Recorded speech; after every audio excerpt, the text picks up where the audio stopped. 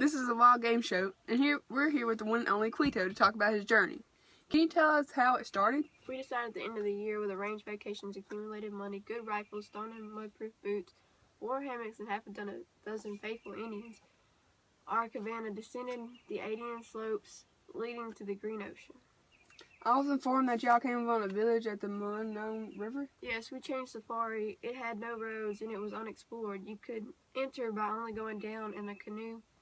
In time, we came to the area where we proposed to carry out the purpose of our journey.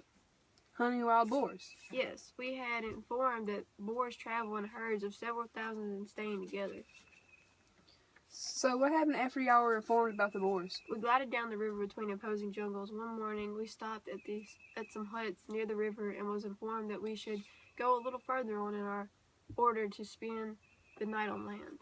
So after y'all found a place to camp, what did y'all do? We unloaded our weapons, tied the boats, and set up our camp. 1/2 kilometer from the riverbank, the Indians withdrew toward their huts, promising to return in 2 days. At dawn, we set out in search of the prey. I couldn't imagine how scary y'all was. How did y'all help each other through it? We sat at the fire to see each other's faces and talked a little, smoked, confessed to being tired, and decided to go to bed. I remember y'all said y'all had hammocks. Yes, each one had been tied by one end to a single tree, stretching out from that axis in different directions. What did y'all do with the weapons? Did y'all leave them on the ground? We carried our weapons with us. The sight of the weapons made us consider the place we were. So after you woke up, what did you do? I woke up my sleeping companions. We got dressed. We were preparing to jump to the ground when we heard some of what distant sound of rustling branches. Did it continue? No. After that, we enjoyed breakfast. At 11 in the morning, we prepared to go through the jungle, but the sound again made us change our minds.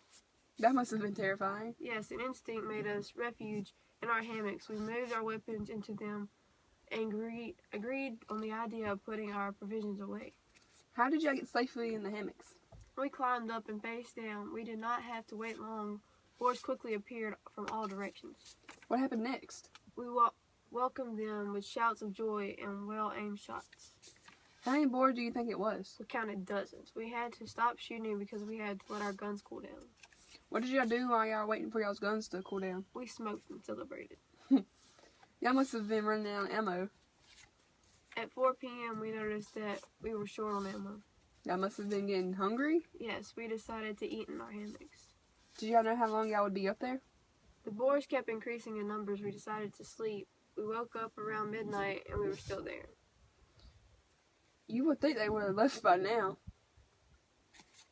I know. What we saw made us gasp. The boars were digging out the ground underneath the tree from which our hammocks hung. That is horrible. From that moment, we didn't talk. Did the boars continue on the tree?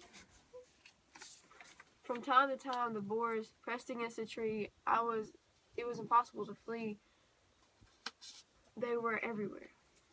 How did you feel? I felt that the multitude of boars was raising, accusing against me. I now understand that the infantry of the hunter. So what was your plan to get out from there? Without realization what I was doing, I hung from their upper end of the hammock. I balanced myself in the air. I swung in a long leap. I grasped a branch of a tree, flung the one with the boars were digging. From there, I leaped to the other branches and to the others, reviving myself habits which the species had forgotten. What happened next? I heard terrifying sound, unforgettable cries that told me my companions had failed. I clung to the trunk. Later, they desired to flee gave me strength. The boars marched away with their shouts in the air. I got down from the tree. So you didn't even tell your friends to follow you? No, I didn't even know what I was doing at the time, but what I saw next was so frightful. Remains of clothing and footwear. I ran toward the river. I got in the boat and rowed to the huts. There I went to bed with a high fever which lasted for days. Did you learn anything from this boar hunt? Yes, I learned that I will participate in no more hunts. I will contribute if I have to the extermination of harmful beasts, but I will not kill for pleasure. I will not amuse myself with the ignoble pleasure of the hunt. Okay, well that's it on the Wild Game Show. Thank y'all for watching. And this is Quito. Thank you for coming.